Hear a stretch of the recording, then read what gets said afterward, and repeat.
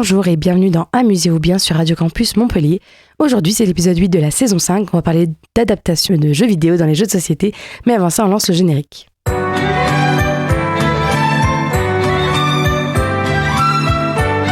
MB présente La bonne paye. Mais qui paiera la facture? Le colonel Moutarde avec le chandelier. Il a des lunettes et une casquette. À toi de choisir. Attention au biscuit. Qui est Docteur Maboul. T'as gagné, t'es champion. Et c'est tant que la paye arrive. Je manque des points. Mais ce n'est qu'un jeu. Monopoly. Que serait une famille sans Monopoly?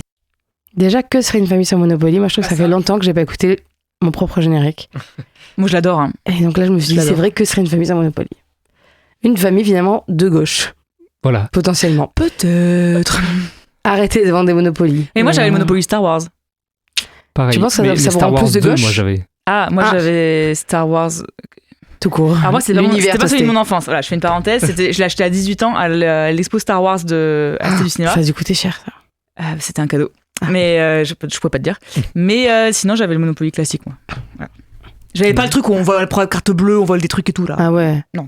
C'est plus de gauche, tu penses, Star Wars 2? Ouais. Ok. Pas d'argument. On est sur les ondes, non pas du sabre laser, mais Oh là, non, waouh. mais il n'y a plus rien. Je suis pas sûre que ça marche pas onde, hein, par contre, je suis désolée. Je sais pas ça par contre. Oui, c'est vrai que je sais pas.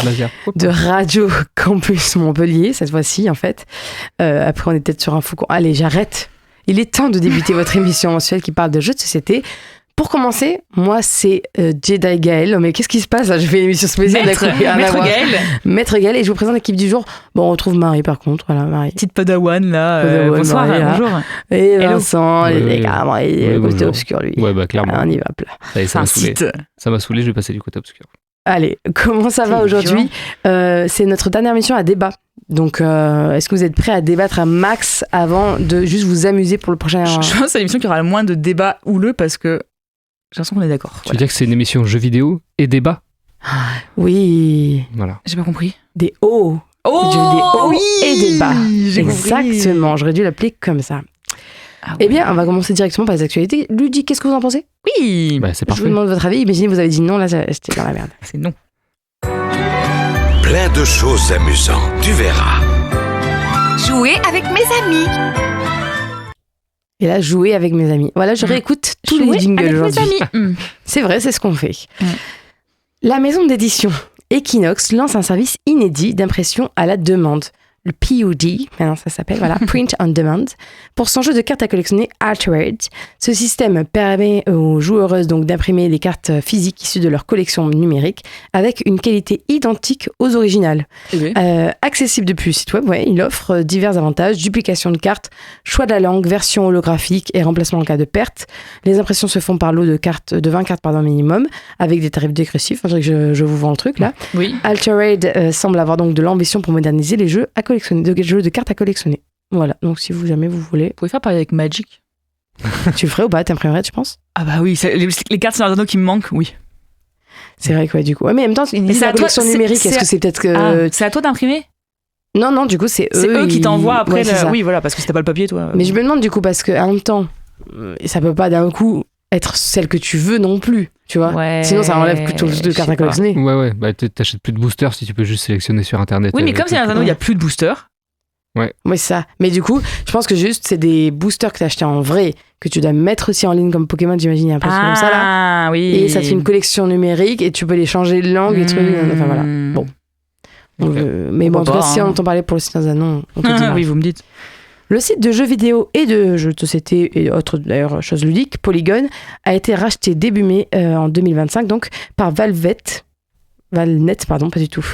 Un groupe canadien spécialisé dans les médias en ligne et qualifié de clickform, qu'on pourrait donc dire générateur de clics. Je me suis permis cette traduction. Tout à fait. Et par d'autres médias donc spécialisés. Ce rachat s'est accompagné de licenciements massifs, dont ceux du rédacteur en chef et de nombreux piliers de la rédaction. Eh bien. Fondé en 2012 par Vox Media, Polygon s'était imposé comme une référence du journalisme ludique de qualité. Les syndicats dénoncent une perte majeure dans le secteur. Voilà. Bah, c'est La triste. merde. T'écoutais, tu regardais? Tu Non, non. lisais? Non, d'accord. Mais non, mais c'est leur principe, t'es triste un peu. Bah ouais. Bah ouais. Moi, je comprends, on est triste. On est en deuil aujourd'hui. Mais ces ça, gens qui sont au ça, chômage, là. Ça, c'est la tendance actuelle, hein, le bon journalisme qui Ah ouais. s'effrite. Ah, tu parles de moi, là, qui parle à la radio?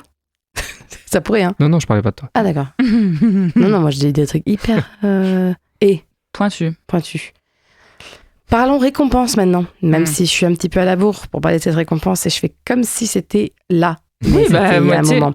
on peut faire pareil, nous. On n'a pas parlé des Graals d'or 2025. Et alors? Qu'est-ce qui s'est passé, en fait? C'est le prix dédié aux jeux de rôle. Et oui, et donc ils avaient été décernés, un petit moment, quand même, ça va. En création francophone, c'est Gods qui l'emporte. Vous connaissez très bien, j'imagine. Oui. Le prix international revient à Fabula Ultima. Voilà. Le côté réédition, c'est Vermine 2047 qui gagne le prix. Et pour rappel, donc c'est un prix qui est organisé depuis 2019 par le Graal, donc c'est un collectif d'associations ludiques du sud de la France.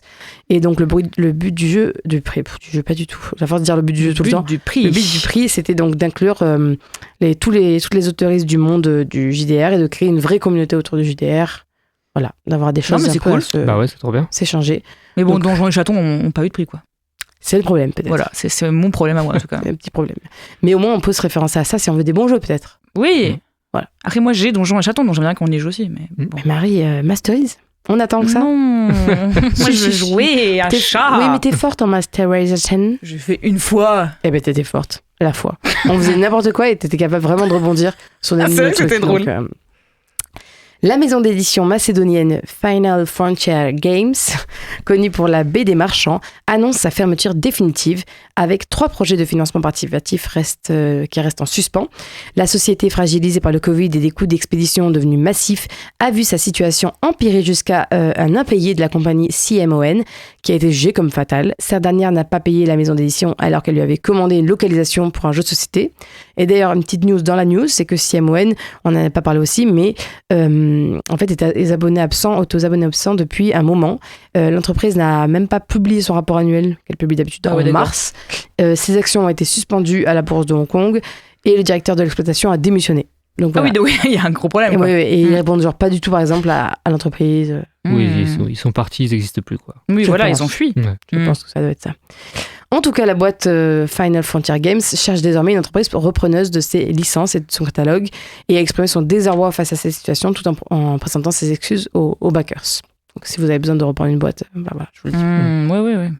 Revenons sur les achats, puisqu'en avril dernier, Hachette a annoncé le rachat de 999 Games. Alors, oui, c'est pas que je l'ai dit en anglais Games, ça s'appelle 999 Games. 999 Oui. Une importante boîte d'édition et de distribution néerlandaise de jeux de société avec des œuvres comme Catan ou Carcassonne, tout simplement. Cette acquisition permet à Hachette Board Games de renforcer sa présence en Europe, notamment grâce au réseau et le centre logistique qui est très performant donc de 999 Games aux Pays-Bas. L'entreprise conservera sa marque, son équipe et sa liberté éditoriale. Ce rachat s'inscrit encore et toujours dans une stratégie finalement d'expansion qui est amorcée par Hachette depuis 2019. Voilà. Ils achètent tout ce qu'ils peuvent. Quand tu possèdes Catan et Carcassonne. Qu'est-ce que tu vas aller vendre un truc ça? Mais c'est-à-dire, t'es déjà riche, non? Ouais. Ah oui. Ouais. Non mais voilà, c'était juste ma remarque. Hein. Oui, mais t'es aux Pays-Bas. Peut-être que ça rend moins riche. Juste un peu. C'est vrai que la vie est chère là-bas, oui, c'est vrai. Mais Catan et Carcassonne. Oui, c'est vrai quand même. Mais ils ont quand même vendu... Après, quand on voit leur logo, il y a un petit coup de vieillesse quand même là-dessus. Revenons donc sur une dernière actu, mais qui est une bonne nouvelle, puisque en Allemagne, mais souvent c'est en Allemagne les bonnes nouvelles de jeux de société, eh bien, l'Allemagne a inscrit en fait les jeux de société à sa liste nationale du patrimoine culturel immatériel de l'UNESCO. Ça fait plaisir. Oui, aux côtés de 17 autres traditions comme la poterie et l'orfèvrerie. C'est quand même cool. Comme quoi, hein. Il y a l'orfèvrerie, les jeux de société, j'aime bien que ce soit ensemble comme ça. Là. J'avoue. Selon l'UNESCO, les jeux favorisent les échanges entre générations et groupes sociaux, renforçant ainsi la cohésion. La ministre d'État en place à ce moment-là, Claudia Roth, s'est réjouie de cette reconnaissance, soulignant le rôle fédérateur des jeux de société. Donc ça, c'est très cool. Ouais, trop bien. Et vous allez voir que, finalement, on passe assez vite à dire le contraire, entre guillemets, dans la maxi-actualité. Cette semaine, la maxi-actualité porte sur Bruno Feduti. En effet, l'auteur de jeux donc, de société aime partager ses réflexions sur l'univers et l'industrie ludique. Et moi, j'aime parfois essayer de rendre compte de ses propos sur son site internet, parce que justement, ça fait des petits débats, etc. Et donc là, c'est en lien direct avec notre dernière mini-actu, qui finalement parle de jeux au sens un peu large et non pas que du divertissement. Vous allez voir. Dans un article donc récent, Bruno Feduti partage ses réflexions sur le sur un manifeste qui a été fait, sur un manifeste métaludique, ça s'appelle. Et le rôle politique des jeux. Bien que sur son blog, il ait déjà fait des analyses politiques de jeux de société, notamment sur le colonialisme ou la nature, il estime que le jeu de société ne doit pas être un outil de discours politique. Selon lui, la gauche commet une erreur en se concentrant sur les symboles et le langage au lieu de s'attaquer aux véritables problèmes sociaux. Il trouve quelques exceptions intéressantes, comme le jeu Poilu de Juan Rodriguez et Fabien Riffaut, mais il est d'avis que la plupart des autres jeux qui se veulent didactiques sont plutôt une caricature de leur propre discours. Feduti se montre également sceptique envers les jeux didactiques qui, selon lui, réduisent donc l'essence du jeu à un simple outil utilitaire. Il critique l'idée selon laquelle le jeu de société doit toujours avoir un but éducatif ou social, alors que le seul but de jouer est de trouver du plaisir. Il prend l'exemple des chercheuses de Gaming Lab, financées par Asmodée, qui privilégient l'impact social et cognitif des jeux au détriment du plaisir pur qu'ils procurent. Il estime que bien que les jeux puissent être variés et offrir des expériences profondes et diversifiées, il ne faut pas confondre le jeu avec la littérature ou la philosophie. Le jeu, selon lui, doit avant tout être amusant et ce n'est pas en voulant à tout prix en faire un instrument de changement social qu'on enrichit l'expérience. Et cet article, il faut savoir que Feduti l'écrit, donc je vous le disais, en manifeste appelé Manifeste métaludique, qui a été écrit il y a peu par un collectif d'auteuristes, dont des personnes qu'il apprécie beaucoup, il le précise. Le texte affirme que le jeu de société n'est pas défini par le divertissement et ne se limite pas à l'objet commercial. Bruno Feduti réfute cela par une simple définition du DICO qui dit que le jeu est une activité physique ou mentale dont le but essentiel est le plaisir qu'elle procure. Autre point du manifeste de base, le jeu de société peut être expérimental, émouvant, philosophique, surréaliste. Pour cela, Feduti est plutôt d'accord, bien qu'il tient à différencier jeu et littérature une nouvelle fois, bien qu'il considère tout de même que le jeu de société est un objet culturel. Il n'enlève pas ça au jeu de société. Et enfin, dernier point du manifeste, le jeu de société est politique. Et je cite toujours, le jeu nous joue autant que l'inverse. Ça, c'est ce qui est dit dans le manifeste de base. L'auteur est de nouveau en désaccord pour cette partie-là, jugeant naïf et prétentieux de croire que les jeux peuvent avoir un véritable impact sur les comportements des joueuses. Il explique que les joueuses, même jeunes, comprennent bien qu'un jeu reste une simulation et non une réalité. Il finit par dire qu'il n'accepte donc pas que l'on reproche à ceux qui font des jeux où l'on s'envoie des bombes atomiques, où l'on dénonce son voisin comme loup-garou, où l'on assassine les évêques, d'ignorer leurs responsabilités, et précise que ces responsabilités et ces engagements politiques sont réels, mais sont ailleurs, dans la vraie vie. Alors, moi j'ai un peu ri parce que je voyais des grands gestes de la part de Marie, parce que je m'étais dit, j'ai hâte de cette news pour avoir vos avis, parce que ça fait débat. Moi je trouve que il y a vraiment des points où je suis hyper d'accord, des points où je suis pas du tout d'accord, et j'ai vraiment hâte de savoir ce que vous en pensez. Marie, t'es énervée, vas-y, dis-moi tout. Il y a beaucoup de choses à dire là sur cette news. Alors déjà, c'est dur de remettre tous mes pensées en place. C'est marrant de vouloir instaurer le jeu de société dans quelque chose d'artistique en France, de vouloir qu'il soit au même niveau que les autres arts, et de dire par contre il fait pas comme les autres arts. Mais non, c'est totalement faux. Dans ce cas-là, un film, il peut pas être politique non plus. Il est juste censé nous divertir a priori. Il y a que la littérature pour lui qui est au-dessus de tout. Et ce qui est con, c'est que ça fait de l'effet inverse, c'est que ça rend élitiste la littérature, alors que ça fait des années que beaucoup d'auteurs essayent de la rendre moins élitiste, justement à cause de ça. Et son discours, en fait, c'est nier le fait qu'il y ait des auteurs au jeu. Sauf que c'est des humains derrière la création de jeux de société. Évidemment que, comme toute pièce artistique, il y a un discours politique derrière, quelle que soit la volonté. Même si c'est un jeu très basique où tu vois pas forcément qui est pas estampillé à message politique, il y a une volonté d'un auteur. Et cet auteur, il a des avis politiques, il a des avis sur plein de choses dans la vie réelle. Et en fait, il met sa personnalité dans ce jeu-là. Donc en fait, pour moi, comme toute pièce artistique, il y a un truc politique derrière. Le fait de faire un jeu de société, c'est politique. De s'inscrire dans une démarche artistique et de suivre une branche de métier en France qui est dévalorisée, c'est politique. L'acte de créer est politique. Et donc, c'est en ça que je suis pas d'accord avec lui, c'est que... en plus, il prend une définition il dit, ouais, la définition du dictionnaire, quand tu vois l'Académie française, à quel point ils sont pas du tout à jour sur leur définition dans leur dictionnaire, enfin, c'est pas du tout un argument d'autorité, concrètement. Surtout qu'il dit, donc, la définition parle de jeu, et dedans, il y a les jeux vidéo, et dans certains jeux vidéo qui sont ultra politiques. Mais bien sûr. Parce que ultra, narratifs, notamment. Oui. Donc, il y a un peu un truc de genre, oui. Mais bon, évidemment. Après, Et il dit que c'est des caricatures de ce qu'ils veulent dire, mais il y a des très bons jeux. Enfin, par exemple, tu prends Living Forest, qui est un jeu évidemment écologique. C'est un excellent jeu. C'est pas estampillé un jeu pour apprendre ce qu'est l'écologie, non. Mais par contre, ça te met dans une ambiance, dans un univers qui te pousse à réfléchir sur l'impact, ta propre impact sur l'écologie, sur la nature, ce que c'est la nature, etc. En fait, il y a plein de manières de faire passer des messages politiques. C'est pas juste j'ai fait un jeu où c'est la gauche contre la droite et machin. Mais non, il y a plein de manières de faire passer des messages, que ce soit subtil ou pas. Et ça en fait pas des mauvais jeux quand c'est pas subtil. Et ça en fait pas des... pour moi, c'est logique qu'il y ait des messages dans les jeux. Tout ne va pas dans une même case de si on fait un message, alors on a un mauvais jeu. Si on fait pas de message, alors on a un bon... Non, oui, voilà, exactement. En gros, évidemment qu'un jeu de société, c'est fait pour être divertissant, pour réunir les gens.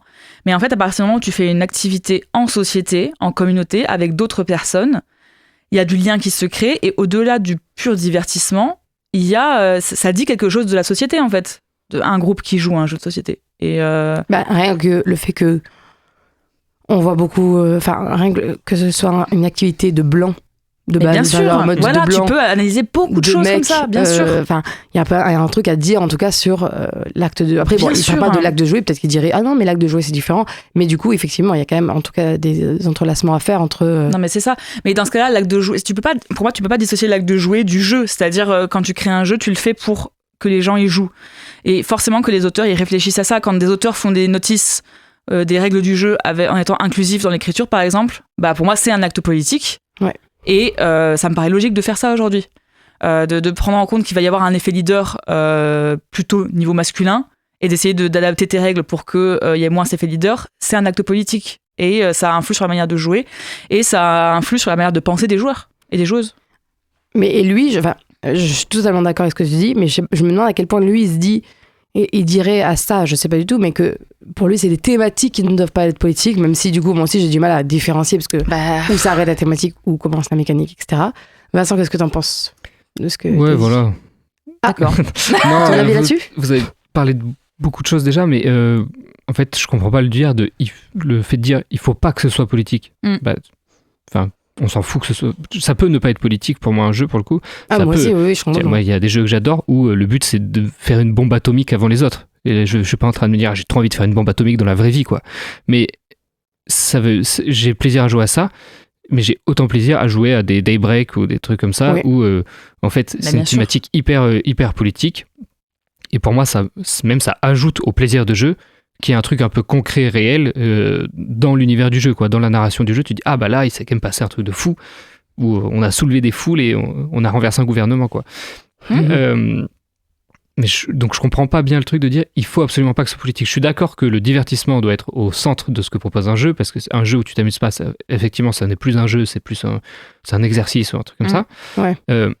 Mais pourquoi se priver d'une dimension politique si on arrive à l'inclure dans ce divertissement, quoi? Parce que lui, il se dit, non mais arrêtez de... Enfin, je pense que c'est une question de... On en parle trop.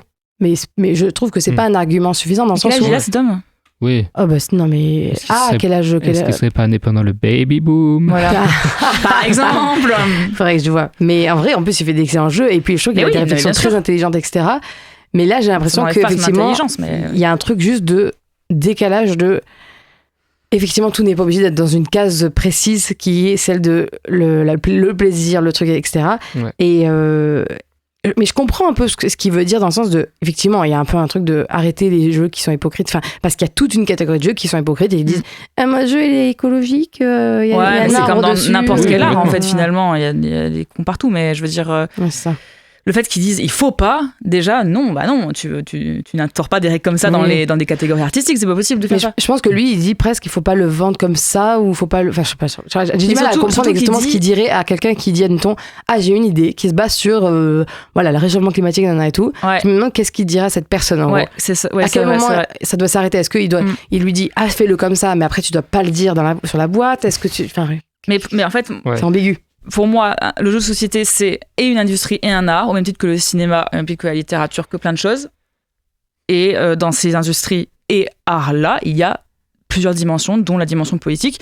Tu peux pas demander à un réalisateur qui fait un film de dire « je fais un film dont l'histoire, ça parle de réchauffement climatique ». C'est non, tu fais juste un Marvel, en fait, parce qu'il faut être divertissant. Bah non, c'est pas possible de faire ça. Et le jeu de société, pour moi, c'est pareil. Et si tu veux qu'il soit reconnu en tant que art créatif en France, ce que tu veux. Enfin, tu peux pas lui enlever une dimension qu'il a le mérite d'avoir. Enfin, qu'il mérite d'avoir. Mais Pardon, vas-y. Non, et puis en plus, il dit la gauche se trompe. Enfin, il rend lui-même son discours politique en disant des trucs comme ça. Enfin, c'est totalement con de dire ça. Mais en plus, je trouve qu'il y a un peu un truc de... quand il me dit « Ah non, mais c'est quand même un objet culturel », je me dis « Ah, sa dimension culturelle, il la voit ou juste dans un processus de création un peu vide dans ce cas, ou un peu... » Mais c'est ça que je me demande, oui. Enfin, non, enfin, c'est pas vide si c'est porteur de... la culture, c'est porteur de messages. Hein. Mais en gros, effectivement, de toute façon, en vrai, tout est politique. Enfin, on sait de base, donc il n'y a pas de... À aucun moment tu te dis là je débranche mon cerveau totalement de tout environnement et de tout. Bah non, enfin on l'a dit, même un Monopoly c'est politique. Bah très même politique. Voilà, même ça. Même son histoire devait que ce soit très de gauche à la base, finalement ça devient un truc de droite. Bon. Mais peut-être que justement lui, ce qu'il veut c'est qu'on arrête de parler de ça. C'est que dans les jeux, en fait, dans le processus de création des jeux, il n'y a pas ça qui intervienne, mais il n'y a que les idées de la mécanique et du plaisir pur. Non, mais d'accord, mais un humain ça réfléchit en fait. Oui, c'est ça. Mais peut-être qu'il pense que ça nuit au divertissement d'essayer d'inclure un thème politique. Oui, je pense que c'est ça. Ça me fait rire parce que si quelqu'un crée un jeu juste en pensant à une mécanique et qu'il n'y a rien autour, nous, en débat, on dirait bah oui, il y a une bonne mécanique, mais par contre, le thème, tout ça, enfin, c'est pas qu'une mécanique, un jeu. Je suis désolée, il y a tout un processus autour. Mais lui, du coup, j'ai l'impression que du coup, il est entré dans ce truc-là, dans un couloir de... parce qu'en fait, oui, ça, je trouve que c'est relativement facile de tomber dans ce truc-là de quand tu le lis, tu vois ce qu'il veut te dire et tu vas dans ce couloir de oui, une fois que tu es entré dans ça, tout marche. Enfin, comment dire, il y a un peu un truc de comment on dit, un biais cognitif de oui, tout répond à ça. À un moment, il dit il y a des gens qui veulent changer le loup-garou en version moins toxique et tout. Et peut-être que, enfin, j'aime pas vu précisément leur projet, mais c'est vrai que tu te dis, bon, en vrai, ça va, c'est pas toxique non plus, et que du coup, lui, il se dit, ah oui, mais regardez, là, on peut même plus juste s'amuser avec des loups-garous. Mais ça fait vraiment discours de droite. Genre, on peut plus rien dire. On dirait on peut plus rien dire, mais sur les jeux, quoi. Oui, en se servant de faits un peu exceptionnels, en disant, oui, exactement. Oui, mais ce jeu-là, ils ont dit c'était didactique, alors qu'en fait, il a été fabriqué en Chine. Et tu fais, oui, non, mais on parle pas de ce jeu-là, on parle de la sens large et tout. Et ça n'enlève en rien la dimension de, comment il dit, de jeu de simulation. Parce que pour moi, c'est hyper important, évidemment, de se dire que c'est un jeu et que là, oui, on a le droit de tuer des gens, je sais pas quoi, on a le droit de trahir et tout. Parce que on arrive à avoir un cerveau, je pense, assez complexe et même enfant pour à la fois être dans un jeu de simulation et à la fois être dans la vie et finalement dans la politique et dans l'environnement, quoi. Oui, et puis ici des trucs genre après on pourra plus, c'est ça, jouer au loup-garou, mais en fait, mais évidemment que on pourra toujours jouer à des jeux hyper simples, quoi. Il y a vraiment... Oui, mais parce que lui, il dit dans le sens où quelqu'un dit on va faire une version moins toxique avec, je sais pas, enfin... Ça n'empêche pas la première version d'exister et d'être jouée, hein, de toute façon. Ou que oui. Ouais. Elle sera jouée. Pour moi, il a peur de trucs qui n'existent pas vraiment. Exactement. Quoi. Oui. Mais, ouais. En fait, c'est dommage parce qu'au lieu de se concentrer sur arrêter les hypocrites à faire des jeux en disant que vous êtes écologique alors que vous ne l'êtes pas, parce que pour moi c'est ça le vrai sujet, en vrai. Mais il y aura un débat sur, il y aura un débat. Mais ça c'est vrai aussi, hein. Je veux dire sur ça, quoi. Ouais, ça complètement. Mais du coup il aurait dû se concentrer sur cette ligne-là de tous les jeux qui se disent, qui juste sont greenwashing, qui font du greenwashing, quoi. Au lieu de se concentrer sur se dire en général les jeux, et en plus, enfin c'est dommage, je sais pas à quel point il se met vraiment des gens à dos, mais il dit il y a plein de gens qu'il aime bien, avec qui il a travaillé, qui ont signé ce manifeste, et du coup je pense qu'il se sent vraiment en déconnexion de ces personnes-là. Oui, c'est ça, c'est ça. Et ça se voit qu'il est genre un peu triste de ça, parce qu'il se dit mince, tous ces gens se sont fait avoir, quoi, mais il est dans son propre truc enfermé, quoi. Mais en fait, moi je trouve ça dommage qu'il épingle la gauche en disant on arrête les messages politiques. Et qu'est-ce qu'on fait des messages de droite finalement, parce qu'on a testé des jeux où les messages n'étaient pas fous, mais en fait c'est pas estampillé politique, on prend des thèmes comme ça et en fait c'est très insidieux et eux du coup ils sont pas touchés, parce que s'il y a aussi des gens qui font des jeux politiques gauche, mais genre c'est dit que c'est politique, c'est en réponse à plein de gens qui font des jeux avec des messages pas très ouf en tsum tsum là, ça, et il faut bien le répondre à ces gens là, et en fait du coup on tape sur la gauche parce qu'ils font des jeux clairement dits politiques et on tape pas sur ceux qui font passer des messages de merde en disant mais non, mais c'est juste mathématique, j'ai rien voulu dire. Voilà. Oui, c'est ça. C'est juste un truc, une course qui se passe en Afrique. Voilà, si bon, non, rien de politique. C'est tout, bon. Mais effectivement, c'est un peu tristoun en vrai de voir ça, parce que je trouve que c'est dommage de s'être dit que c'était à ce point-là un truc à éliminer, etc. Parce qu'en plus, c'est un auteur hyper cool et important, mais c'est que, je sais pas, il s'est dit que c'était finito les discours, alors en vrai, bon, effectivement, il y a plein de jeux où c'est très intéressant. Enfin, Daybreak, je trouve que c'est quand même le jeu, pour moi, là, récent, qui marche, qui marche dans... Enfin, qui contredit ce qu'il dit, quoi. Parce que tu prends un vrai plaisir, et c'est fou au niveau éducatif, et franchement, oui, parfois, c'est vrai, on veut prendre du plaisir qui soit éducatif. Hein. Bien sûr. En fait, c'est ça je pense qu'il oublie aussi cette dimension d'apprentissage, c'est-à-dire que le plaisir, il passe pas qu'à travers le pur divertissement, il passe aussi à travers le plaisir d'apprendre. Complètement. Donc, dans les faits, genre Wingspan, il a jamais été, je pense, fait pour avoir un truc politique, dit politique. Mais t'apprends beaucoup. Hein. Mais t'apprends beaucoup, et évidemment que ça a des répercussions sur le fait que si tu joues à Wingspan un peu dans ton enfance, etc., et que les gens jouent à Wingspan, bien sûr que la nature sera vue autrement, etc. Enfin bon. Complètement. Voilà, c'était un vaste sujet en tout cas parce que... Mais très bonne Maxi Actu, franchement. Et je trouvais ça intéressant, mais en fait j'étais très étonnée de voir au fur et à mesure de l'article. En fait c'était ça. Ça se décomposait. Ah mais... Qu'est-ce qu'il dit ? J'ai pas compris le concept. Mais bon, effectivement. Donc vous pouvez continuer à faire des loups-garous, à tuer des gens dans des jeux, à piquer de l'or. Et normalement vous n'allez pas le faire dans la vraie vie, je crois. En fait, jouer ça n'empêche pas de réfléchir, c'est ça qu'il faut se dire. Jouer, ça n'empêche pas de réfléchir. Ça, c'est beau ce que tu dis un petit peu. Merci. On va garder cette phrase. Eh bien, puisque les mini-actus et l'actu, oh là là, vaste qu'elle soit, est finie, il est temps d'aborder donc le cœur de cette émission. Aujourd'hui, on parle de jeux vidéo dans des jeux de société. Mais avant de se lancer dans les débats, eh bien, on va prendre un bol d'air frais avec notre capsule ludique du jour.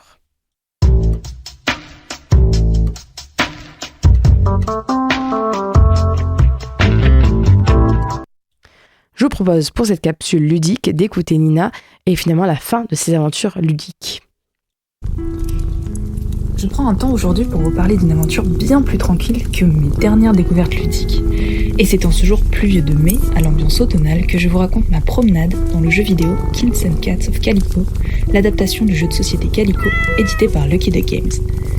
Étant déjà une joueuse convaincue par la version plateau, la curiosité m'a poussée vers cette version qui vous installe bien confortablement dans un univers rempli de chats et de tricots. Vous retrouvez la mécanique du puzzle, mais cette fois-ci au cœur d'une belle histoire. Mettez-vous dans la peau d'un couturier itinérant déterminé à réussir dans une ville d'adorateurs de chats. Hissez-vous au sommet de la hiérarchie de la ville et tenez tête à un adversaire souhaitant dominer le monde des humains et des chats. Confectionnez des couvertures, perfectionnez votre art et aidez ceux que vous rencontrez au cours de votre voyage. Ne vous inquiétez pas, sur votre chemin, vous rencontrerez des amis et surtout des chats dont l'aide pourrait s'avérer précieuse. Ce que le jeu de plateau ne peut pas vous donner, le jeu vidéo vous l'offre. Vous pouvez interagir avec les chats qui vous rendent visite pendant que vous tricotez. Vous pouvez les caresser ou les pousser s'ils vous gênent. Certains vont venir vers vous et d'autres préféreront vous ignorer. Vous pouvez aussi modifier leur apparence et les personnaliser. Et lorsque les chats passent sur votre tricot, le tissu se froisse et donne une impression de confort absolu. Ce jeu est un bon défi solo pour se triturer les méninges, mais on peut aussi jouer à plusieurs avec le mode en ligne pour vous affronter dans des défis corsés. L'ambiance chill est bien au rendez-vous et ça fait du bien après autant de stress. Je pense que je vais rester encore un petit moment calme ici, mais n'hésitez pas à me rejoindre si le cœur vous en dit.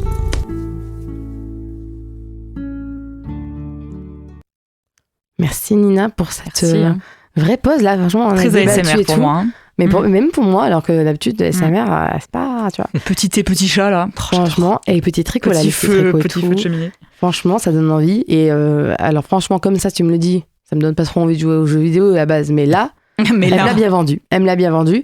Et alors, c'était drôle parce que du coup, vous l'aurez compris, elle a fait le contraire de ce que nous, on va faire. C'est-à-dire qu'elle a parlé d'un jeu vidéo adapté d'un jeu de société. Et oui, malin. Nous, on va faire le contraire, voilà, dans cette émission. Donc, merci beaucoup, Nina, pour cette partie un peu ASMR, un petit peu adaptation sympa. Et là, on va se battre dans nos débats ludiques. Si on jouait tous ensemble, les amis, vous avez envie d'y jouer alors ? Faisons une partie. Faisons une partie, puisque je redis à chaque fois des jingles. Faisons une partie. Alors, pour cette partie débat autour des jeux de société inspirés de jeux vidéo, on commence en vous parlant de Dorfromantik. Dans Dorfromantik, jusqu'à 6 joueuses travaillent ensemble pour poser des tuiles hexagonales afin de créer un beau paysage et essayer d'exécuter les commandes de la population, tout en posant une piste et une rivière aussi longue que possible, mais aussi en tenant compte des drapeaux qui donnent des points dans des zones fermées. Dorfromantik est un jeu créé par Michael Palm ainsi que Lucas Zack et illustré par Paul Rieb. Il est édité par Gigami qui se joue de 1 à 6 et à partir de 8 ans. Il est sorti en 2023. Il coûte environ 39 €. Il existe un standalone qui se joue à 2, une mini-extension et un autre standalone qui sortira en septembre 2025, version un peu Japon. Marie, est-ce que tu peux nous expliquer ce en quoi consiste Dorfromantik, s'il te plaît ? Tout à fait. Dorfromantik, c'est un jeu coopératif dans lequel on crée notre propre paysage. C'est comme ça qu'on me l'avait présenté au Festival du jeu. Et comment ça fonctionne ? C'est, comme tu l'as dit, on a des tuiles avec des petits paysages et des tuiles objectifs pour créer ce paysage. La partie commence où on doit installer 3 objectifs différents. Ça peut être avoir 6 maisons collées, 3 terrains de forêt collés, etc. Donc on pose nos tuiles d'objectifs, on met nos petites pastilles de chiffrées sur les objectifs, savoir combien de terrain il faut qu'on ait pour avoir notre objectif. Et après, le but va être, chacun son tour, de tirer une tuile paysage et d'assembler ces tuiles pour créer peu à peu ce paysage, sachant que c'est des tuiles hexagonales. Ouais. Et on peut les placer dans le sens qu'on veut, il faut juste que ce soit collé de manière orthogonale, donc qu'il y ait au moins un bord qui se colle. Et en les plaçant, il faut bien réfléchir à nos objectifs, du coup, et à bien faire coïncider les paysages qu'il faut ensemble, etc., pour, au fur et à mesure, valider ces objectifs. Donc, une fois qu'on valide des objectifs, on le remplace par un autre objectif. S'il y a un objectif qu'on ne peut plus accomplir parce qu'on a mal géré nos tuiles, on l'élimine et on le remplace. Et c'est ça jusqu'à la fin de la pile de tuiles paysages classiques. Sachant qu'il y a aussi des rails de chemin de fer et des rivières que l'on ne peut pas couper, donc c'est obligé d'être continu, qui rapportent également des points à la fin, et on marque autant de points que ce qu'on a fait d'objectifs, plus on a des petites cases avec des drapeaux qui correspondent à des paysages différents, type maison, forêt, champ. Et ces drapeaux, s'ils sont dans des terrains fermés d'un même paysage, ils rapportent des points également. Ouais. Et la plus longue rivière rapporte des points, la plus longue rade de chemin de fer rapporte des points. Et à la fin, on compte nos points et on voit où on en est. On est des nuls ou pas, quoi. Finalement. Voilà. Nuls ou pas, voilà. Exactement. Et je crois que j'ai tout dit au niveau des règles. Sachant que le jeu est un jeu de... J'arrive plus d'un coup. Legacy, tout à fait. Enfin, je sais pas si Legacy ou en tout cas à campagne. C'est en campagne, ouais. Mais parce que je sais pas si ça. Oui, c'est selon le nombre de points qu'on marque. Mais c'est pas destructif. C'est pas ouais, voilà. On grimpe sur une petite. On a un petit plateau où on grimpe sur des petits chemins. Et on arrive à des pastilles numérotées. Et si on arrive à ces pastilles parce qu'on a marqué assez de points, on a des boîtes qu'on peut ouvrir pour avoir des tuiles supplémentaires, des règles supplémentaires. Peut-être, je sais pas, on n'a pas été. Oui, il y avait marqué en tout cas qu'il y avait des trucs, des règles supplémentaires. Voilà. Et que je pense que le jeu fonctionne beaucoup sur ce principe-là. Ouais. Donc nous, on n'a pas fait ce principe-là. Donc oui, on n'a fait qu'une partie. On est peut-être bêtes, mais c'est pas grave. Bon. Mais en tout cas, ça fonctionne quand même beaucoup sur ce principe-là. Un peu pour moi à la My City, voilà, où ça marche vraiment. C'est-à-dire que c'est un peu le même genre en termes de abstraction, jeu décor, etc. Et évolutif, où il marche sans l'évolution, mais avec l'évolution, il y a peut-être plus de complexité, etc. Qu'est-ce que tu as pensé ? Alors moi, je connais pas du tout l'univers du jeu de vidéo, de ce jeu vidéo. Ouais. Mais j'ai énormément aimé le jeu de société. Je sais pas du tout si c'est bien adapté, du coup, je sais pas du tout comment ça se joue sur console, mais le jeu de société était pour moi un super jeu coopératif et je trouve que il y a pas grand chose et on fait beaucoup. Il y a beaucoup de réflexion. C'est des tuiles, c'est juste des tuiles. Hein. On n'a pas énormément de matériel à part ces tuiles et ces petites pastilles chiffrées. Là. Ah oui, vraiment. Mais en coopératif, ça marche très bien parce qu'on réfléchit à comment... Autant, il y a quand même un maître du jeu à chaque fois, c'est chacun son tour. Ouais. Et on prend la décision, mais on discute quand même de comment on va placer les tuiles. Il y a beaucoup de réflexions stratégiques à avoir. Il y a beaucoup de moments où on a testé, on s'est dit « Ah non, là, ça va pas ». On voulait absolument à la fin avoir une tuile qu'on n'a pas eue, mais qui nous aurait bien arrangé. Et je trouve que c'était très divertissant dans ce sens-là de discussion, de coopération. Et c'est très satisfaisant de voir le paysage se former au fur et à mesure, parce que ça marche bien, ce concept de tuile hexagonale qui grandit, ça marche très très bien. Et j'ai beaucoup apprécié, et j'aimerais bien refaire des parties, en fait, parce que y a cette volonté de faire mieux à chaque fois. Parce qu'il y a un truc satisfaisant de valider ses objectifs, et quand tu les valides pas, t'es un peu en mode « Oh non, merde, ça aurait pu être parfait ». ça l'était pas, donc t'as envie de rejouer pour faire le truc parfait. Et à Sortons jouer, j'ai testé la version duel, du coup. Ouais, alors, ouais. Qui marche extrêmement bien aussi. Mais la seule différence, c'est que chaque joueur a des tuiles de couleurs différentes. Moi, par exemple, j'avais les rouges et Marie-Ange, avec qui j'ai testé, avait les bleus. Et moi, j'étais le premier joueur, la première joueuse. Et c'est moi qui tirais au hasard les objectifs et les tuiles. Et Marie-Ange devait prendre les mêmes tuiles exactes dans son jeu à elle. Et à chaque fois que moi je piochais une tuile, elle devait piocher la même et puis la placer où elle voulait dans son jeu. Je veux dire, mais pour que ce soit équitable, elle devait choisir absolument la même. Et à la fin, c'était celui qui avait le plus de points pour le coup. Et ça marchait très très bien aussi. Et voilà. Et du coup, est-ce que tu as une préférence ? Ah, c'est dur. Ah là là, là je t'ai là. Hein. Je trouve que les deux se complètent bien parce que avoir les deux manières de jouer, coopératif et merde, j'ai pas le mot de compétitif. Ça marche très bien parce que c'est très cool d'avoir cette réflexion en groupe pour avoir le truc parfait, et c'est aussi très cool de cette course à la perfection contre quelqu'un d'autre. Ouais. Donc en fait, les deux marchent très bien ensemble. Et la seule différence aussi dans le duel, c'est que parfois il y a des objectifs comment on dit, à plusieurs possibilités. C'est-à-dire que tu as des pastilles avec des chiffres, mais ça peut être soit forêt, soit champ, par exemple. Okay, c'est soit, ça. Voilà. Et c'est toi qui choisis, selon ce que tu arrives à faire le mieux. Et ça apporte pas mal d'aide aussi. Et ce qui est pas mal dans le côté le duel, c'est que si toi, par exemple, moi, il s'avère que je validais pas mal d'objectifs au fur et à mesure, donc je repiochais à chaque fois, et l'adversaire est obligé de repiocher des objectifs, même si lui n'en a pas validé. Donc en fait, ça les remplace, la personne en face peut... il y en a plus. Non, il peut en avoir plus. D'accord. Et voilà, c'est ça. Et du coup, il y a aussi cette stratégie à adopter de est-ce que je valide vraiment mes objectifs, sachant que je vais lui en filer plein à mon adversaire. Si lui valide pas, il y en aura plein de possibilités. Enfin, il y a plein de trucs à réfléchir. Mais les deux se valent très bien. Et en fait, c'est choisissez l'un ou l'autre selon le nombre que vous êtes, j'ai envie de dire. Oui. C'est ça qui est pas mal. Mais non, pour moi, super jeu. Eh bien, Vincent, toi, qu'est-ce que t'en penses ? Moi, j'ai trouvé ça très bien, très agréable, hyper fluide. Vraiment un peu... Fluide, c'est le mot, je trouve, pour ce mot. Ouais. Ce jeu. Ça ressemble finalement pas mal à Carcassonne, en vrai, en mécanique. C'est vraiment de la pose de tuiles et t'essaies de faire le meilleur combo de tes tuiles, des tuiles qui sont présentes, mais avec des hexagones et avec, du coup, un système de... Comme t'as 3 objectifs et que tu dois les remplir pour en faire d'autres, il faut aller le plus vite possible pour remplir ton objectif, quoi.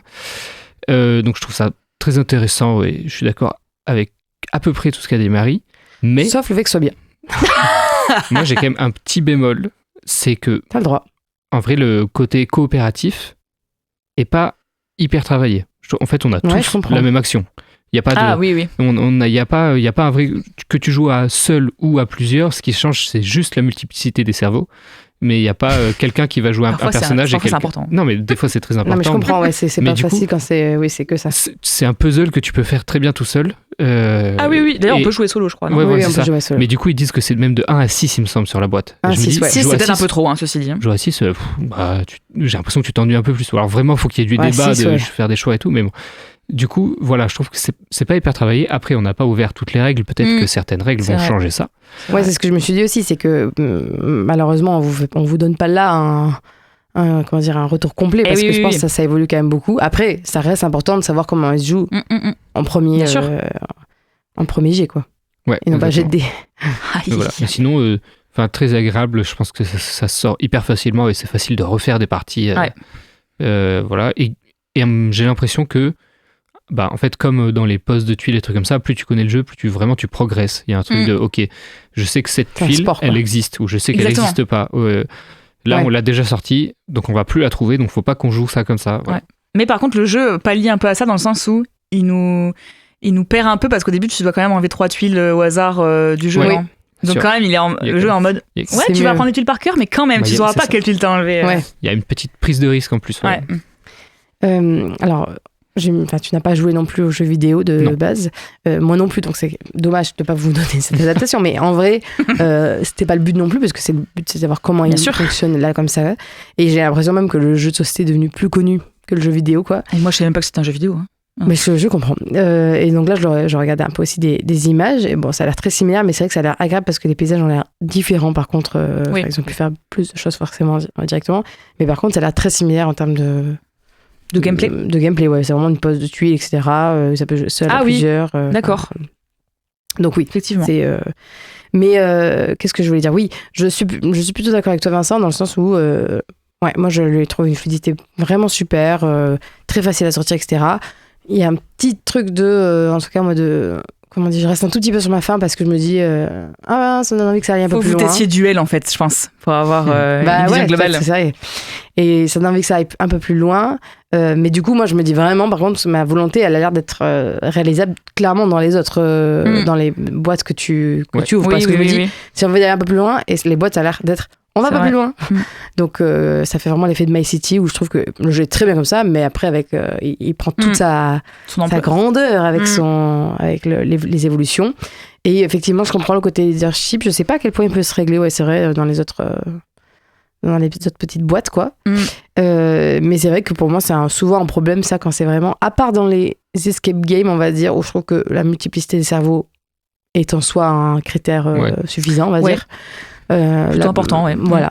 Mais dans les autres jeux, quand c'est que de la multiplicité et non pas de la variété, c'est un peu dommage, je trouve. C'est quand même un vrai... une vraie valeur ajoutée que d'avoir un rôle spécifique. Donc, c'est vrai. Donc ça peut être cool si jamais ça arrive à un moment donné dans le jeu, quoi. Surtout que je me dis, vu comment il est moderne et il a été récompensé avec tout, je suis étonnée s'il n'y a pas de trucs qui justement peuvent parer ce truc-là, quoi. Donc, bon. Juste les images du jeu vidéo, je trouve qu'on dirait juste une version Board Game Arena du jeu de société. Ah, mais moi aussi je me suis dit ça. Moi je me suis dit, ça me stresse. Est-ce qu'il y a une version Board Game Arena de ce jeu et que dans ce cas c'est genre, ton cerveau est genre quoi ? En fait c'est trop bizarre que ce soit un jeu vidéo à la base, je trouve. Mais moi aussi je trouve parce que c'est fait pour être un jeu de société. En fait déjà quand ils disent c'est un jeu puzzle et tout dans les descriptions du jeu vidéo, je me dis c'est-à-dire. C'est marrant que les gars aient pensé à faire un jeu vidéo avant un jeu de société. Mais c'est pas le même métier, je veux dire, mais c'est quand même étrange. Quand tu lis le truc, c'est vraiment... On dirait que là, je vous lis le truc du jeu vidéo, mais on dirait pas du tout, je trouve. Est un jeu de construction pacifique dans lequel vous placez des tuiles hexagonales pour créer un paysage de village toujours plus grand, explorer une variété de biomes colorés, débloquer de nouvelles tuiles et accomplissez des quêtes pour donner vie à votre monde. Ouais, c'est vraiment... Là, j'ai vu un truc de jeu de société. Je trouve que ça fait... Mais c'est vraiment un jeu de société, effectivement, type... Moi, du coup, je connaissais pas ce genre de jeu vidéo... jeu vidéo... avant finalement de voir Board Game Arena, dans le sens où pour moi les jeux vidéo c'était forcément dans le même style de un truc à plat et où tu fais juste vraiment c'est ça, pour moi c'est vraiment l'adaptation d'un jeu de société, mais en fait j'ai réalisé qu'il y avait tout un univers de gens et de jeux de gens qui jouent à ces jeux-là en gros, et pourtant pour moi c'est tellement pas ça quand j'imagine un jeu vidéo, quoi. Mais en fait si, ça existe depuis longtemps je pense, etc. Mais, oui certainement, mais ça fait très bizarre pour moi de faire ça. Toi, tu joues à des jeux qui ont cette dimension qui ressemble à des jeux de société, mais en jeu vidéo. Je pense que ça a pu m'arriver. On dirait que c'est un peu un truc de honte quand tu dis. Non, mais je pense sur téléphone plutôt, tu vois. C'est vrai que complètement. Bien sûr. Mais là, c'est sur la Switch, sur stream. Mais ça m'étonne pas spécialement non plus. Écoute, je suis pas une gameuse, alors tout m'étonne. Mais moi, je suis un peu plus, mais pourtant, ça m'étonne aussi, parce que justement, je joue moins à ce genre de jeu, quoi. Mais en tout cas, je suis quand même curieuse de voir... c'est payant. Non, j'ai pas payé pour ça, mais sinon, je serais testée. On a hâte, en tout cas, de voir comment ça peut évoluer. Et dans ce cas, on essaiera de faire une petite... partie en plus. Ouais. Et j'ai hâte aussi de voir la version un peu plus japonisante. Même si j'ai toujours un peu peur aussi de... Surtout en ce moment, l'appropriation. Le Japon, ça y va. Ouais. C'est ça, mais après, ça a l'air plus joli dans les faits, donc bon. À vous de voir. Faire ce qu'on veut. Alors bon. Eh bien, on a déjà parlé d'un premier jeu, on va faire une pause musicale pour se calmer un petit peu, parce que je sens que vous êtes sous tension. On est sur X, là. Vous êtes un peu sur X, et on va faire cette pause musicale avec le titre Quête de Yamé. C'est good. Super. C'est parti. Baby me chante la mélo et voit que la moula du Katanga. Du charbon a changé de niveau, c'est bien que tu vois pas qu'on vient d'en bas.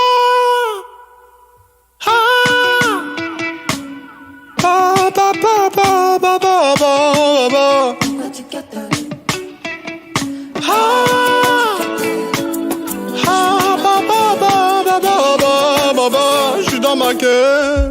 Baby me chante la mélo et voit que la moula du Katanga. Du charbon a changé de niveau, c'est bien que tu vois pas qu'on vient d'en bas. Je remets les points sur les i, l'industrie en i, tu sais qu'on est que mecs.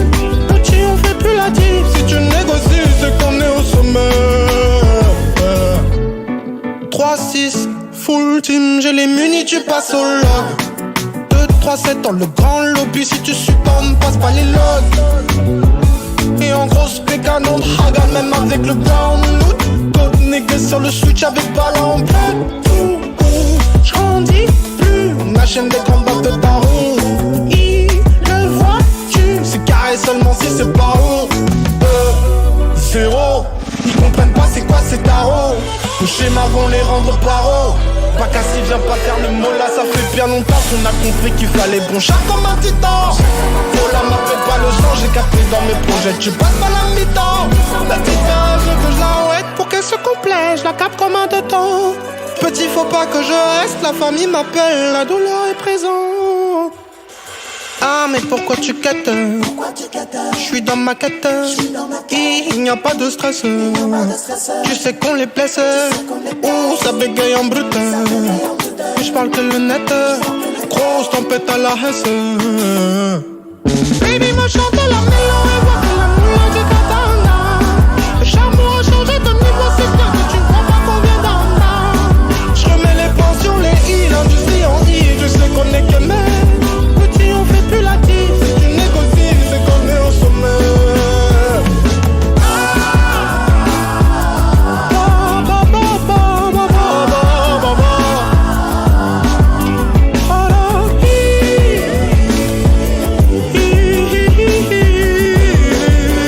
Je suis dans ma gueule.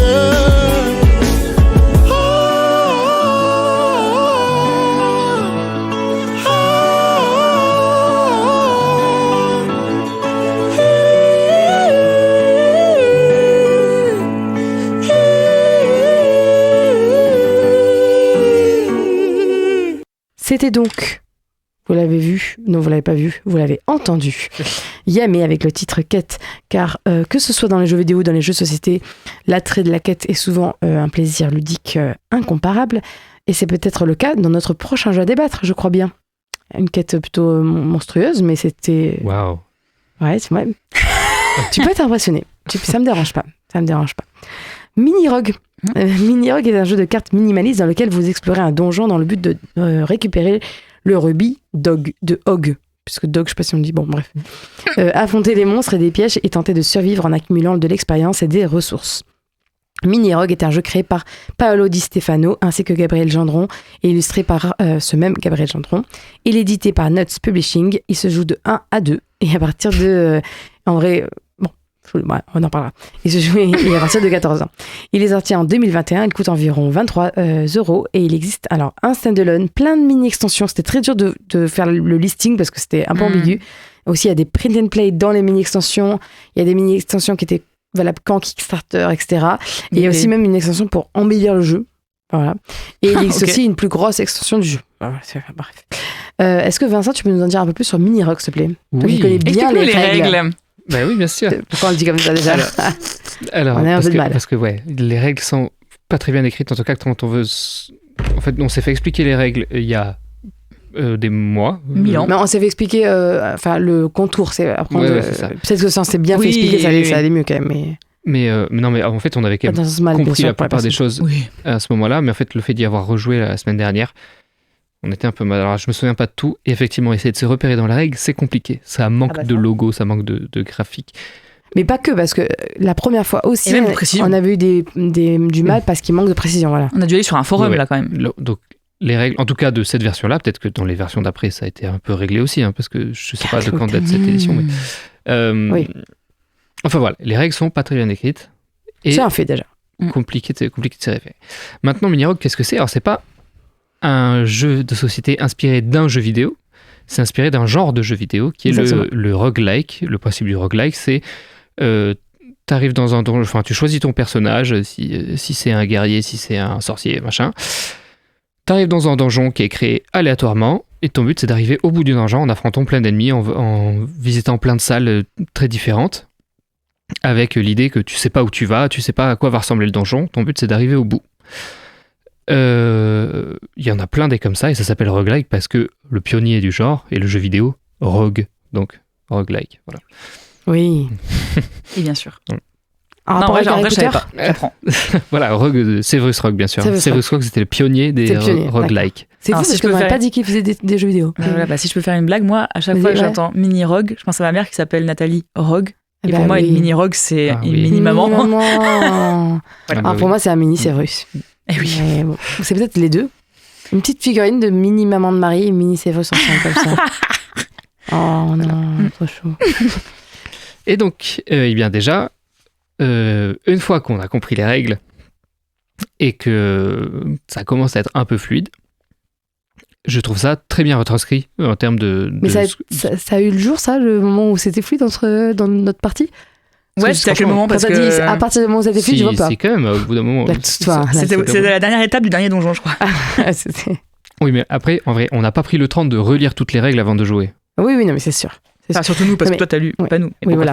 Non, mais il y avait des trucs où c'est notre faute et des trucs où c'est pas notre faute, je pense. Oui, non, je Exactement. suis d'accord. Mais moi, je trouve que en termes de... Enfin, dans ce que ça veut être, ça marche vraiment très bien. C'est une petite boîte et il y a vraiment la sensation de, ok, bah, je vais faire un donjon, je sais pas où je vais, mon but c'est d'aller au bout. C'est compliqué, ça va être compliqué tout le long, il faut que je fasse tout le temps les meilleurs choix, tout le temps les meilleurs jets et tout pour que ça se passe bien jusqu'à la fin, quoi. Et les personnages ont des vraies différences en termes dans ce qu'ils proposent Oui. avec leur que ce soit leur point de vie de départ, leur pouvoir, armure, leur pouvoir, La potion, avec des d'ailleurs. pouvoirs qui s'activent soit dans l'exploration, soit dans le combat, mais t'en auras que un par étage de donjon, en gros. Ça marche vraiment très bien, sinon.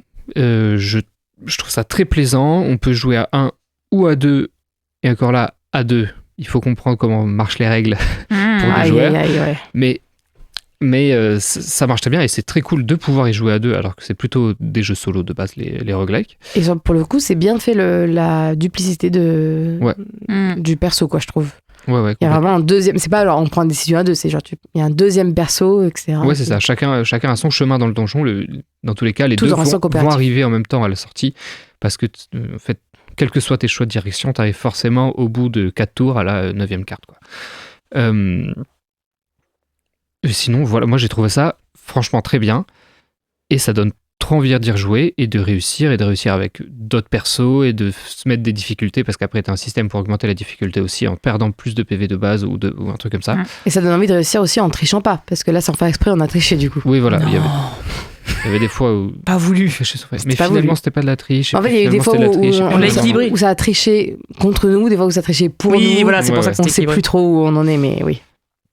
Et alors moi, ça me donne vraiment envie de jouer aussi avec le standalone, je sais plus comment il s'appelle, là j'ai un trou, mais qui avait l'air très très bien. Et plein d'extensions qui ont l'air très très bien aussi. Je trouve que ça a Bah l'air ouais, d'être c'est un ça. jeu où vraiment il s'enrichit clairement avec les nouveautés qu'on peut oui. apporter, quoi. Mais je pense que c'est ça. Une fois que tu as fait un peu le tour de la petite boîte, que tu as un peu essayé tout ce que tu voulais, tu as juste envie d'avoir d'autres contenus comme dans les jeux vidéo où tu as fait... T'as débloqué. Tu as fait 10 heures pour réussir ton donjon et tu fais « Ah, ça y est, j'ai réussi avec ce personnage. Bon, bah maintenant, il me faut d'autres personnages avec d'autres cartes de donjon que j'ai jamais vues. » avec machin. D'ailleurs, Voilà. nous, on l'a testé avec une extension, mais ça m'énerve de ne pas avoir le nom, je vais le retrouver, qui nous proposait des petits trucs narratifs, on va dire des petits moments Oui. narratifs Ouais. qui enrichissent un peu les choix, parfois. Ouais. Donc c'est C'est sympa comment ça aussi, s'appelle je trouve. l'extension, mais oui. Mais je vais retrouver. Enfin non, je saurais pas laquelle c'est parmi d'autres, donc non. Mais on a joué Moi, avec une extension. si tu me trouves la liste, je saurai laquelle c'est parce que je me rappellerai du nom. Trouver cette liste, Voilà. Marie. Mais donc une bonne expérience. Ah ouais, très très bien. Franchement, je m'attendais à vraiment moins bien et en fait, ça marche trop bien, je trouve. Mais trop cool en vrai. Et par rapport à toi, t'as déjà joué à des roguelikes? Oui. Et alors, qu'est-ce que justement l'adaptation, qu'est-ce que tu en penses? Ah, mais c'est T'as vraiment... dit oui que c'était quand même assez, c'est ressemblant. vraiment... Il y a ce côté de brouillard de guerre, entre guillemets, qui est donc les zones qu'on voit pas avant de passer dans une salle. Il y a différents effets que tu peux recevoir, une vraie multiplicité des monstres, de l'ordre des pièces que tu peux trouver. C'est que des choix de est-ce que je garde de l'argent, est-ce que je garde de la vie, est-ce que je garde mes potions, est-ce que Ouais, tout plein le de trucs temps, comme ça. Et tu gagnes en niveau qui te rajoute des dés, qui te rajoute des vraies opportunités de faire des dégâts, de réussir, d'avoir des succès, tout. C'est hyper important de passer les niveaux. Ça, c'est super agréable. Je trouve, quand on rajoute les dés, il y a vraiment Ouais. un truc de Ouais. ça a payé ce que j'ai fait. Ouais, c'est ça. Mais c'est très compliqué. Et tant mieux, c'est une bonne chose que ce soit compliqué. Parce qu'en fait, si on avait réussi dès le premier essai, Bah ouais. on aurait été très dommage. déçus. Mm.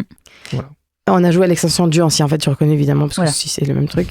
Dieu ancien, qui était vraiment pas mal. Et alors, le standalone dont je parlais, et qui donne très envie aussi, c'est Le Conseil.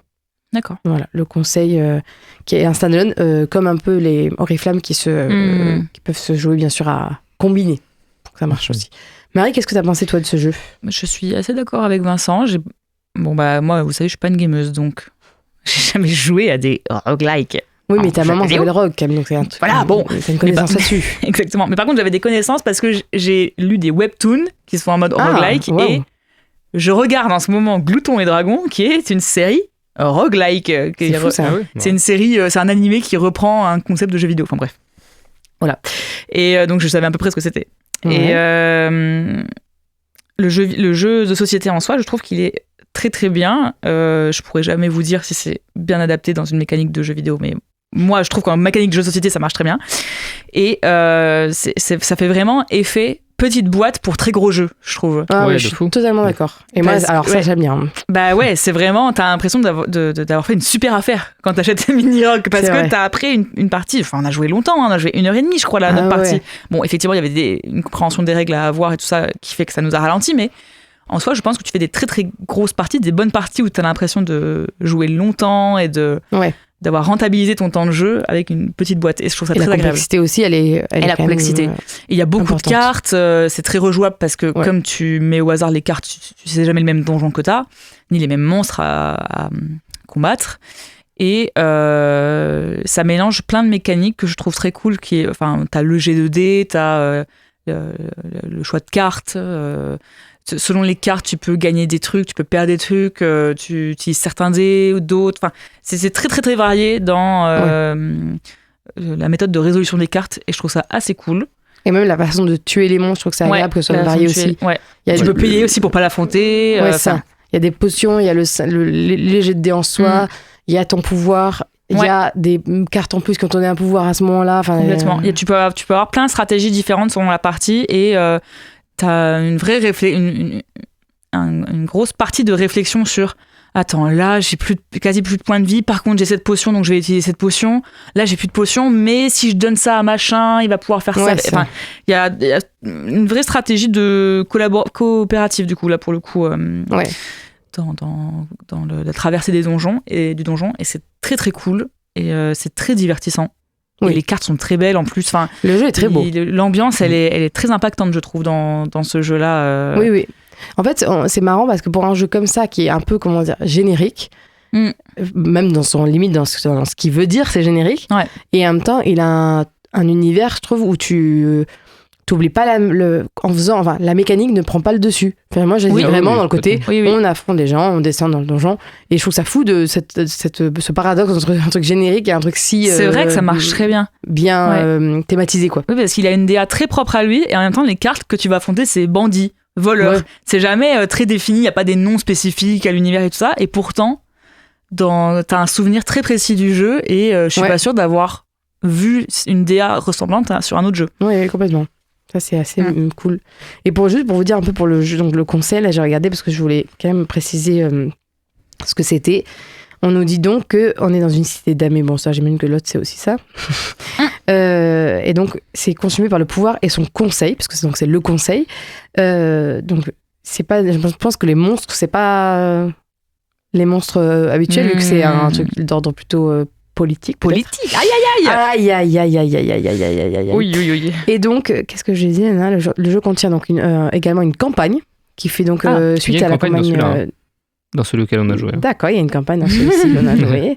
Et bien, on joue pas aux campagnes, nous, c'est juste ça le truc. Mais c'était quoi la campagne là ? La campagne, c'est des scénarios plus définis, je crois, dans comment tu gères comment les salles vont être agencées. Ah oui, d'accord, campagne, ça, oui, je vois.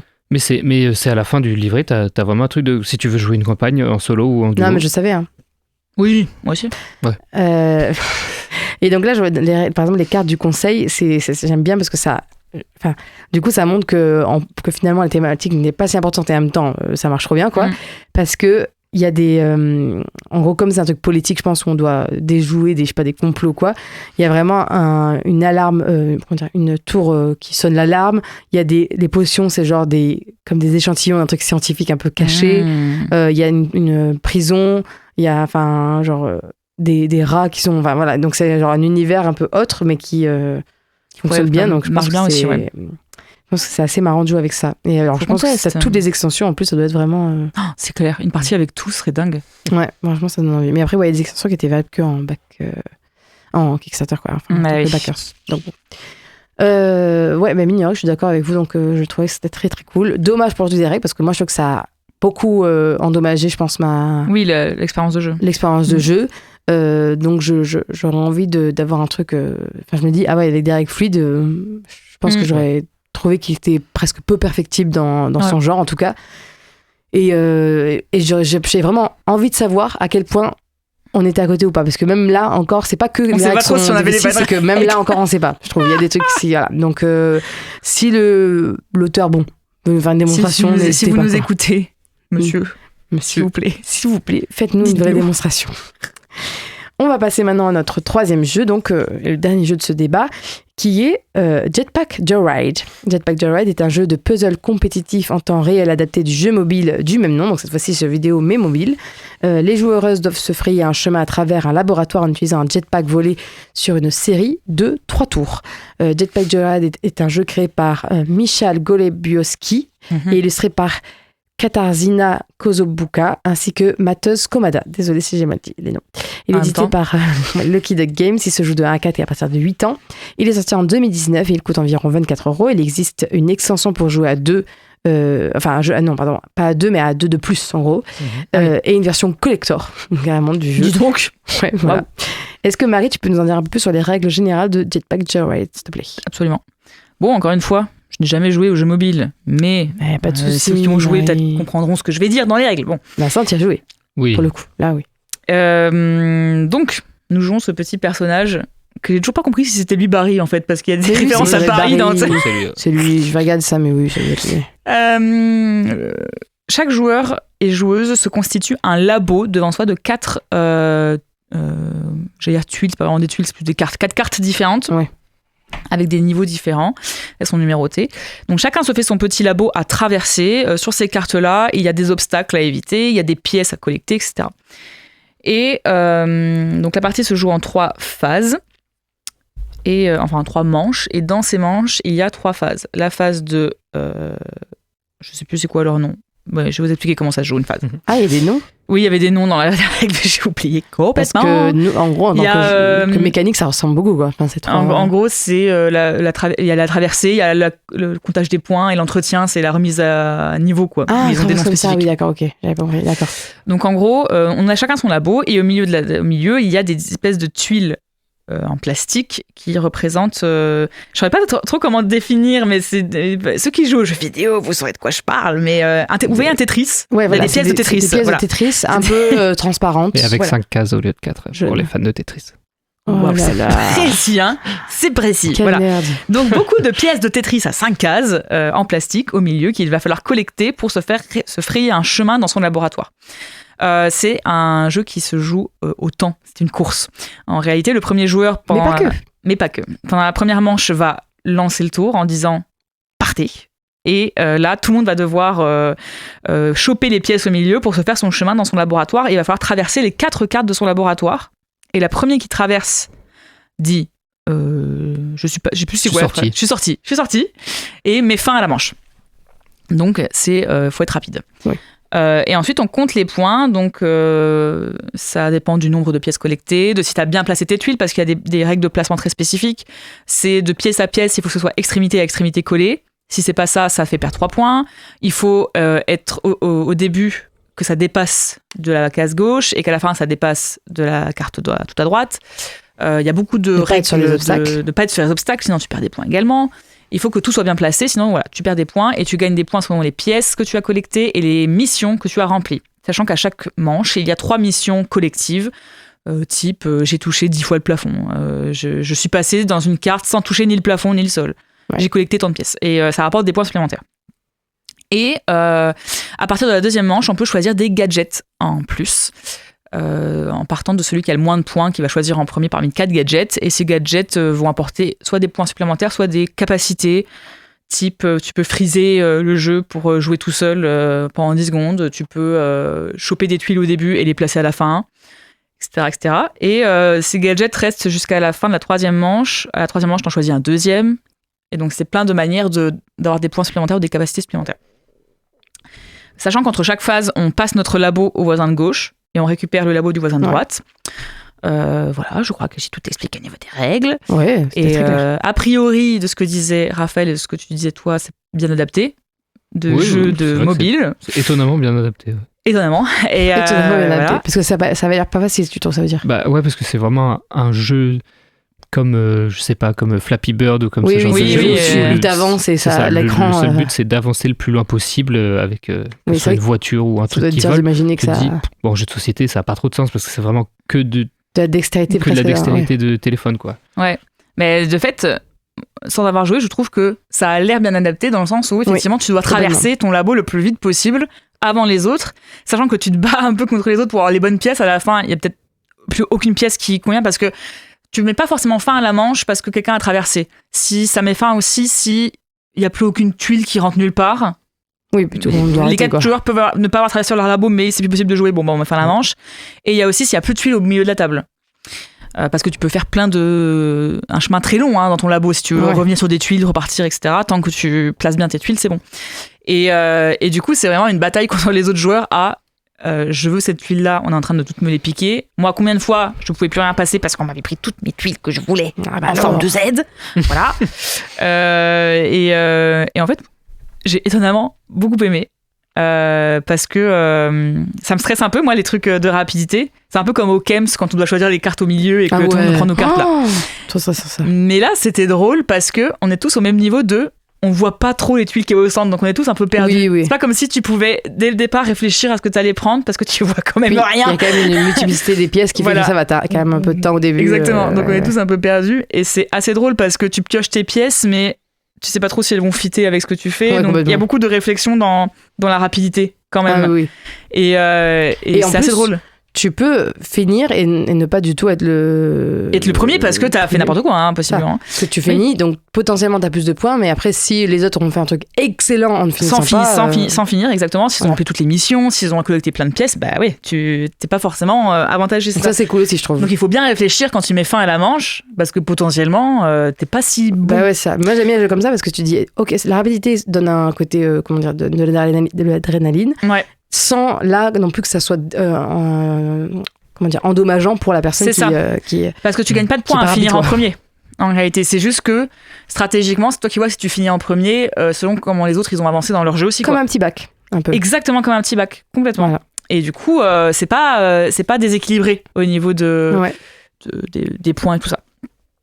Et il y a un petit bémol juste au niveau des points, tu veux dire. Notre partie était très déséquilibrée. Oui, c'est pas déséquilibré. On se dit pas, c'est toujours le même qui est avantagé. Oui. Voilà, c'est ça que je veux dire. Mais on a fini avec des points d'écart monstrueux. Oui, monstrueux.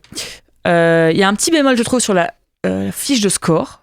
Parce qu'il manque une ligne, concrètement, de perte de points. Faut tout calculer de tête avant de noter, c'est un peu chiant. Oui. Voilà. Je comprends pas pourquoi ils ont pas fait ça. Je comprends pas non plus. Mais sinon, je trouve que c'est assez divertissant. C'est pas trop prise de tête. C'est vraiment, tu fais ton labo, tu mets tes tuiles, voilà, hop. Oui. Les gadgets les cartes sont très compréhensibles, les gadgets sont assez cool parce que ça apporte beaucoup de multiplicité de capacités. Les missions sont pareilles, ça peut être difficile à faire, mais par contre c'est très compréhensible. C'est pas, tu passes pas 1000 ans à lire la carte et te dire attends, qu'est-ce qu'il faut faire déjà Et après, donc, quand on jouait à Mini Rock, ça faisait du bien, quoi. Et voilà, c'est ça se joue facilement. Voilà. Et en fait, je viens de réaliser qu'on avait vu, pendant qu'on jouait, qu'il y avait un truc, on s'est dit, pourquoi il parle de 6 joueurs? Mais en fait, c'est parce qu'il y a la version extension qui fait jouer à 2 de plus, là. Ah oui, à un moment, on s'est dit, il y avait écrit 6 ou je sais plus. Sur la feuille de score, il y avait possibilité de 6. Oui, voilà, c'est ça. Oui. En fait, souvent, ils prévoient l'extension, voilà, c'est un peu comme ça. Et d'ailleurs, dans la boîte, il y a aussi une partie où il y a comme une position pour mettre un dé, petit... certainement que c'est ça, du coup. Mais là, il n'y a pas dans l'extension, ils disent pas ça. Donc, peut-être l'extension n'a jamais été faite parce que malheureusement, il n'a pas été très vendu. C'est vrai que... Oui. Donc bon. Vincent, en plus, toi qui as joué au jeu vidéo, on a enfin une vraie ça y est, un truc d'adaptation là. En plus, c'est marrant parce que je me souvenais pas que j'avais joué aux jeux vidéo. Mais oui, tu savais pas de quoi parler. Attends, juste aussi, je précise, j'ai vu, il s'appelle Barry, donc le gars, c'est vraiment le nom, et il s'appelle Barry Steak Fries. Ah ouais. Ben ouais, carrément. Et oui. Je m'en souviens maintenant. Mais c'est pour ça que quand t'es hyper nul en score, c'est marqué retourne faire ton steak frites ou je sais pas quoi. Voilà. D'accord. On comprend tout là. Mais donc, je me souvenais même pas avoir joué au jeu, même en voyant la boîte et tout. Ça me disait vaguement un truc, la DA, mais pas plus que ça. Ouais. Et c'est quand Araf y a joué, j'ai fait ah, mais bien sûr. Mais je pense que j'ai passé des dizaines d'heures dessus. J'adore. mais il y a longtemps, quoi. Genre, mais sans te souvenir du jeu, c'est quand même. Ça devait être au lycée ou je sais pas quand. Et du coup. Ben ouais, alors évidemment ça change du jeu mobile parce que jeu mobile, t'es tout seul, tu fais tes quêtes tranquilles et ça change de... En fait, les maps changent, donc à chaque map tu te dis ok, là je vais plutôt prendre cet outil, machin, tu débloques des trucs, c'est un jeu à score quoi, où t'essaies d'avoir le plus de pièces possible. Là il y a quand même le principe, mais en compétitif, je trouve que ça marche plutôt bien, c'est assez cool, assez fluide, t'es dans ton coin mais en même temps t'es quand même un peu speedé par le fait que les autres sont aussi en train de faire des trucs. Tu te dis, j'ai l'impression qu'il n'y a plus beaucoup de cette tuile-là, faut vite que je la prenne, parce que sinon ça va m'embêter de ne pas en avoir. C'est bien pensé le fait aussi qu'on doit tout prendre et tout remettre un par un. On ne peut pas prendre un tas de tuiles et juste le garder pour nous. Si tu prends une tuile, tu la poses, tu prends une tuile, tu la poses. Si tu vois que tu t'es trompé, tu les enlèves une par une en partant de celle de la fin. Et on ne peut pas prendre une et la mettre au milieu en disant là, ce sera un L parfait. On les met dans l'ordre complètement. Moi je trouve que les items, il y en a qui étaient pas fous, il y en a qui faisaient juste gagner plus de points, les petits objets qu'on avait en plus, les gadgets, voilà, c'est ça. Ah d'accord, ok. Il y en a qui faisaient juste vous gagnez plus de points. Je trouvais pas ça très intéressant, alors qu'il y en avait d'autres, c'était plus marrant de dire là toi t'as le droit de faire ça qui est normalement interdit, de genre passer par des lasers. Ou toi quand tu passes à côté d'une pièce tu l'as au lieu d'avoir besoin de... Mais je crois qu'il y a un truc de difficulté, c'est ça qu'on a. Je crois que tu peux tu sais t'as les dorés et les bleus et ils disaient prenez les dorés si vous faites un truc facile parce qu'ils sont plus faciles à comprendre, c'est genre juste gagner des points, et je pense que tu peux enlever les dorés en fait. Oui, si tu veux jouer un truc plus difficile. Ou ça peut être aussi sympa d'en mettre, je pense, une de plus que le nombre de joueurs, parce qu'au moins la personne a quand même un choix, mais un choix moindre. Après, je trouve ça pas mal de pas avoir le choix si t'as... Ou c'est un choix moindre par rapport à... Tu vois, là, on était quand même 3 à passer avant, c'était ok. Oui, mais bon, ça... Après, je dis ça, t'avais quand même eu un million de points et 0.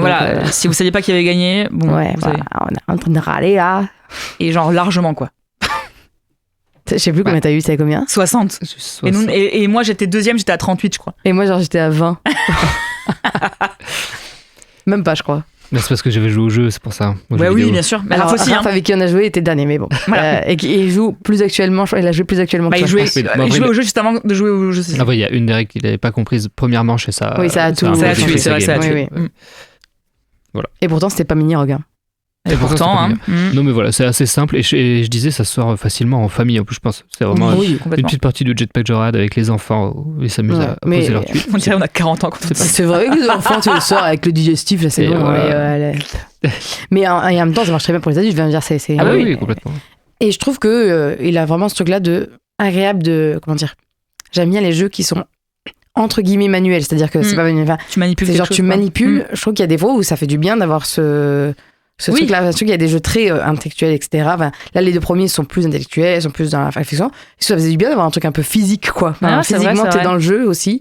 Je trouve que c'est intéressant et en fait, il a presque une aura plus négative que ce qu'il est, je trouve. Ah, bien sûr, mais complètement. C'est pour ça que j'étais, moi, très agréablement surprise en jouant. Ouais, ça. Tu te dis, vraiment non. Mais c'est des jeux estampillés de licence, en fait. On a souvent un a priori dessus. C'est ça. Surtout une licence d'application mobile. Oui, ça donne vraiment pas du tout. Et d'un côté, tu te dis, c'est hyper original et audacieux peut-être aussi, quoi. Mais ils l'ont vraiment... Enfin, ils l'ont vraiment bien adapté. Pareil, j'ai pas joué, mais ça avait l'air. Et en tout cas, ils ont fait un super jeu de société. Moi, je trouve que c'était vraiment c'est un très bon jeu. Moi, je trouve ça bien. Je dirais pas super. Pas super dans le sens unique, mais dans ce qu'on peut voir de... Enfin, moi, c'est aussi au niveau de l'adaptation. En mode, ils ont fait superbement le travail d'adaptation. Tu vois ce que je veux dire ? Et ça a l'air mieux que le jeu mobile aussi. Donc, c'est pour ça que je me dis, franchement, tu risques de faire un super jeu de société. C'est clair. Moi, ça m'a fait penser, vous savez, le jeu qu'on avait testé l'année dernière, c'était des taquins, là. Je sais comment ça s'appelle, mais on devait faire des formes dans des taquins là, avec des pièces de Tetris un peu. Il y a 8, je crois, non, dans le. Ah oui, oui, je vois ce que c'est en plus, mais j'ai plus. Vous vous rappelez Flash 8. Mais c'était il y a longtemps. Ah, c'était pas l'année dernière, c'était l'année avant. Oui, d'accord. Bon, on est vieux, quoi. Saison 2, je crois. Ah oui, d'accord. Mais oui, je vois, c'était très cool aussi, ouais. Eh bien, les débats sont maintenant terminés, mais pas l'émission. Parce qu'il nous reste le multi-quiz. J'ai fait mon choix. Je veux savoir, moi je veux pouvoir poser des questions et qu'on me réponde. Je vais vous poser des questions et qu'on me réponde en fait. Et bien sûr. Le multi-quiz, c'est comme son nom l'indique, un quiz qui regroupe 5 jeux de société en un. Et pour rappel, cette année, vos points seront aussi comptabilisés pour le tournoi des légendes. Le TOL qui se jouera tout au long de l'année. Enfin, une seule fois là, aujourd'hui, et après c'est fini. Et donc, sûrement que la prochaine fois, on aura des résultats. La surprise. Qui va gagner ? Qui va gagner aujourd'hui ? Vincent et Marie, en tout cas, s'affrontent sur le thème, évidemment, des jeux vidéo. Bien sûr. On commence avec la Trivial Pursuit Question, donc une question avec des choix multiples. Laquelle de ces actrices n'a pas joué le personnage de Lara Croft ? Oui. Angelina Jolie, Holly Marie Combs, Alicia Vikander, Hayley Atwell. Je sais même pas qui c'est Hayley Atwell. Je veux dire Holly Marie Combs. Ok. C'était la deuxième ? Oui, je crois. Non, mais c'est ce que j'allais dire aussi. Je vais dire Hayley Atwell. Mais tu changes juste parce que à chaque fois c'est bête, non peut-être ? Mais non, c'est parce qu'en vrai, j'ai pas plus d'arguments pour l'une ou pour l'autre. Mais du coup, je préfère me différencier. Mais t'aurais dû. Moi, je sais que Holly Marie Combs, c'est Piper dans Charmed. Ouais. Je me dis, je vois très mal jouer Lara Croft. Je sais pas, moi, je me suis dit, peut-être je vais te mettre le doute, Marie, je sais pas. Holly Marie Combs, J'adore, effectivement, elle est dans Charmed, mais elle n'est pas dans des choses de Tomb Raider. Après, Piper, moi, je trouve qu'elle est mieux que Lara Croft. C'est vrai, ça, quand même. Angelina Jolie, évidemment, le film Lara Croft Tomb Raider et Lara Croft Tomb Raider, le berceau de la vie. Deux excellents, nul. Alicia Vikander dans le film Tomb Raider, un des films récents, quoi. Peut-être vous allez m'expliquer, mais c'est quoi la différence entre Lara Croft et Tomb Raider, juste ? Pourquoi il y a deux trucs ? Lara Croft, c'est son nom, et Tomb Raider, c'est le jeu. Mais c'est le nom du jeu. Ouais. Et pourquoi Parce que mais je comprends, moi, quand je dis, on fait la différence. C'est une raideuse de tombe. Tu vois, Tomb Raider, ouais, mais du coup, le jeu, c'est juste Tomb Raider. Ouais. Et les gens parfois disent je joue à Lara Croft. Alors oui. Ça me... Non, mais moi je trouve que c'est insupportable. Moi quand j'étais petite, je disais Tomb Raider en parlant d'elle, je disais genre elle Tomb Raider parce que je trouve que ça fait un nom aussi. Mais pourquoi le jeu sa fonction d'être Tomb Raider. Raider. Le film d'Angelina Jolie s'appelle Lara Croft Tomb Raider. C'est nul. Parce que c'est genre mode. Parce qu'elle est c'est comme tu disais Marie Pistolet. Parce que c'est une fonction, oui d'accord. Étudiante. Oui, mais c'est nul. Mais bon. Voilà. Non, mais je comprends tout à fait. Moi, ça m'a toujours fait bugger. C'est un peu le Link et Zelda, je trouve, version. Ça oui. Hayley Atwell, elle est dans la série Tomb Raider, la légende de Lara Croft. Elle sait. Et alors, c'est la meuf qui fait la meuf. Alors, la meuf qui fait la meuf de Captain America, par exemple, dans les Marvel. Ah, d'accord. Hayley Atwell. Donc, c'est une série toute récente. Hein. Oui, j'allais dire, je connais pas. Oui, vraiment. On poursuit avec la Eureka Question, question de rapidité. Je vous donne 2 lettres et une thématique et il faut trouver en premier un mot qui correspond au thème et qui commence par une de ces lettres. Je vais vous donner les lettres G et S et le thème console. Super Nintendo. C'est bien, ouais, mais. J'ai aucune. T'as dit quoi du coup ? J'ai dit Super NES. Super NES. Attends, G, c'était quoi ? Alors G, moi j'avais Game Boy, GameCube. Ah ouais, c'est vrai. Oh putain. S, il y avait Switch. Ouais. Ah mais Nintendo oui, Switch. je suis con. Sega pour Sega Genesis, mais genre des Super Sega. Nintendo, ça existe pas, j'imagine. Si. Non, je suis pas sûre. Non, je sais pas. Je sais pas trop en fait. C'est un peu ambigu. Moi, déjà, il y a Sega pour en fait Sega Genesis, mais les gens disent pas Sega Genesis, ils disent Mega Drive. Ah, c'est ça. Je comprends pas. Genre Mega Drive, c'est pas une autre truc que Sega. Mais pourquoi vous dites ça ? Qu'est-ce que vous dites ? C'est comme la Lara Croft Tomb Raider, bordel, arrêtez en fait. Exactement. Mais au moins, ça vous fait un point partout. Voilà, on reste en suspense. On passe maintenant à la Time's Up Question. Cette épreuve est un mix entre le premier et le deuxième tour de jeu. Je vais vous donner des mots de plus en plus proches de la réponse que j'attends. À vous de deviner le jeu vidéo en question. Vous pouvez faire de multiples propositions, mais attention rapidement. Voyage. Aventure. Eldorado. 4. Film. Uncharted ? Bravo Marie. J'ai regardé Raph jouer sur les cartes, c'est pour ça, je sais. Ça c'est Gamers. Et donc oui, c'était après Naughty, j'allais dire Hollande. Ah oui. Drake. Le rappeur, non. C'était donc évidemment le jeu Uncharted. Voici l'avant-dernier jeu du multi-quiz sur les jeux vidéo avec la Timeline Question. Il faudra placer un événement parmi 2 dates et événements existants, mais pas de rapidité. Les dates et événements de départ sont les suivants. 1978, sortie de Space Invaders. 1987, sortie de Street Fighter. Où placez-vous l'événement ? Sortie de The Legend of Zelda. Oh, t'as dit 87 ? Alors 78, Space 87. Invaders et 87, ouais c'est l'inverse, sortie de Street Fighter. Entre. Pour Marie, ce sera entre The Legend of Zelda. Après. Toi, tu connais parfaitement la date, c'est ça ? Vous avez une date précise quand vous dites ? Aucune idée. 91. Eh bien, c'était 86. Donc, juste avant, donc juste avant Street Fighter. C'est de la chance, hein, je vous le dis. Bah, oui, mais alors, tu l'as, la chance. Tu as donc 3 points, Marie, et 1 point pour toi, Vincent. C'est l'heure du grand final avec la TTMC Question. Vous devez estimer vous-même votre capacité à répondre sur une question avec un thème donné. Et donc pour cela, vous allez récolter le nombre de points estimés auparavant parmi 5 niveaux. Et donc c'est toi Marie qui est en tête, donc tu commences à choisir le numéro de ta question, qui ne sera plus disponible pour toi Vincent, je suis désolée, non. C'est toi qui choisis parmi, pour la question. Tu te mets combien en The Last of Us? Et si j'ai envie de me régaler, je me régale en fait. J'ai jamais joué, j'ai regardé un de mes amis jouer au 1 entièrement. Est-ce que je vais me faire spoiler? Mais non, je savais que tu dirais ça, j'ai failli le dire avant en disant mais peut-être que je vais jouer un jour. Hein. Non, mais tu joueras pas. Mais moi je te conseille par contre. Mais il n'y a aucun spoil. Je suis nulle. 3. Bah 3, c'est pas un truc de nul, hein. Bah justement, je vais bien me foirer, je pense, mais allons-y. Comment sont appelés les zombies dans The Last of Us? Les claqueurs. Non? Alors, je me suis dit sûrement que les gens vont répondre ça. Ah, c'est pas ça. Aïe. Ah, il y a un spoil? Je sais pas si je te demande pas de me dire autre chose quand même. C'est-à-dire que j'aimerais bien le nombre des zombies général. Non mais alors déjà, j'ai le mot claqueur. C'est certains déjà... zombies s'appellent claqueurs, c'est ça? Les infectés. Ok, je prends cette réponse. Vincent, tu te mets combien en The Last of Us? J'avais 2 points de retard, c'est ça? Donc faudrait que je dise 5 là. T'avais 2 points de retard, ouais. Bah tu peux dire ça si tu veux. Bah ouais, je vais dire 5. Après t'as l'air chaud toi sur le thème. Non, donc pas du tout. Mais pas du tout. Il a jamais joué. Ah merde. J'ai jamais joué, j'ai jamais regardé parce que je veux pas me faire spoiler. Ouais, c'est ça. Quel est le compositeur musical du jeu vidéo The Last of Us? Oh putain, j'ai dit que ça, si on l'a, on l'a. Oh le con, il l'a. Il a pas, non, il a pas du tout. Ah, c'était drôle. C'est pas Mark Twain? Non. Quoi? Ah, je pensais que tu faisais une blague. C'est une blague. Non, c'est une blague. Ah, t'étais très bien joué. Ça n'existe pas. Enfin, si Mark Twain, si, c'est un écrivain. Oui, c'est ce que je me suis dit. Je comprenais pas, je me suis dit, ça ressemble à un écrivain. Très ancien, mais oui. Mais oui, moi aussi, je me suis dit ça. J'ai dit mais genre qui a fait une association au pif. Mais peut-être que j'ai déjà entendu son nom, mais j'ai fait une association de mon prénom au pif, quoi. Eh bien, c'était Gustavo Santaolalla. Ah, je le connais. Mais oui, je sais que. Je savais pas que c'est lui par contre. Mais en fait, je sais qu'il pouvait dans les faits être. Enfin, c'était pas. J'adore son nom. Ou Santaolalla, moi aussi j'adore. Ouais. Il a composé un film sur lequel j'ai travaillé, notamment. Mark Twain, c'est Tom Sawyer. Voilà. Ah ouais, bah oui, du coup. Du coup, il a composé Tom Sawyer. Et bien, Marie, c'est les infectés. C'est ma force. Et effectivement, j'allais te mettre du coup un demi-point si t'avais que claqueur, parce que en gros, selon le stade d'infection, c'est des coureurs, des rôdeurs, des claqueurs, des colosses ou des puants. Et il y a même encore un stade au-dessus, mais bon, c'est pas. Voilà. Mais voilà. Eh ben. Il y en a des possibilités.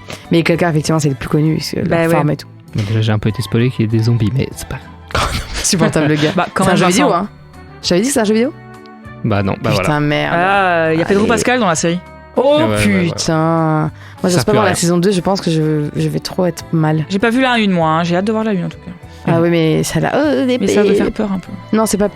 C'est pleur plutôt le mot. Ah. Le métier quiz c'est terminé et c'est qui remporte? C'est Marie. C'est Marie. Avec 6 points. Putain, sur les jeux vidéo, c'est abusé. Pour toi, Vincent, t'es la honte là. C'est la honte. Ouais. T'es censé être un nerd en fait. Marie, c'est pas une nerd. Non, regarde, Marie, elle a un t-shirt Baker Street. Ouais, toi, t'as un t-shirt troué, donc c'est pour dire que c'était. Je sais pas, c'est plus. Mais le motif a l'air sympa. C'est le Bertom. C'est plus geek d'avoir un t-shirt de bar qu'un t-shirt Sherlock Holmes. Non, du coup, non. Ouais. Donc, je suis un peu deg. Mais je note donc tout ça pour le tournoi annuel légendaire des légendes d'Amusez-vous bien, le toll pour les intimes, puis on verra qui gagne prochain épisode. C'est la fin de votre programme Amusez-vous bien. Merci de nous avoir écoutés. Vous pouvez nous retrouver sur le site de Radio Campus Montpellier ainsi que sur les autres plateformes de podcast. Merci à Marie et à Vincent pour vos précieux avis. Merci à Nina pour sa chronique. Et merci à Excalibur pour le soutien. Merci à Lily pour la réalisation. Et on vous donne rendez-vous dans un mois pour une dernière aventure ludique. On se quitte avec la chanson Autopilote de Maïlan. Parce qu'en attendant de vous retrouver, je vous conseille le pilotage automatique pour ne pas perdre pied. À dans un mois. Et d'ici là, amusez-vous bien.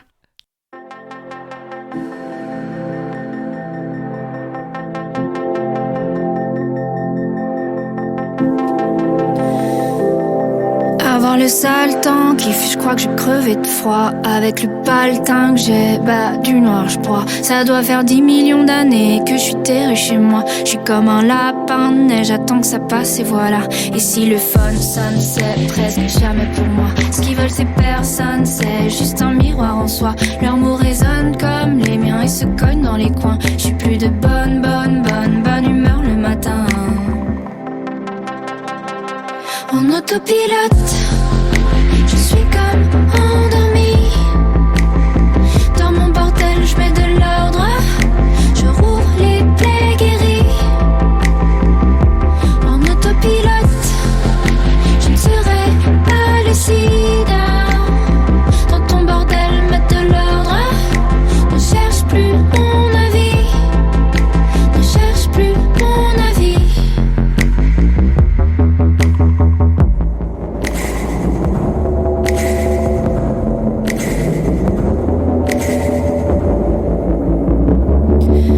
Avec mes millions de nœuds et même plus en arrière, je fais des millions de feux, je cherche l'épine en fer. Puis je regrette de n'avoir pas eu trop de cran.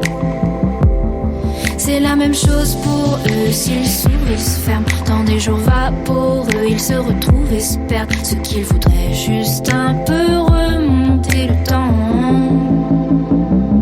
En autopilote, je suis comme endormie. Dans mon bordel, je mets de l'ordre. Je roule les plaies guéries. En autopilote, je ne serai pas lucide. Dans ton bordel, mettre de l'ordre.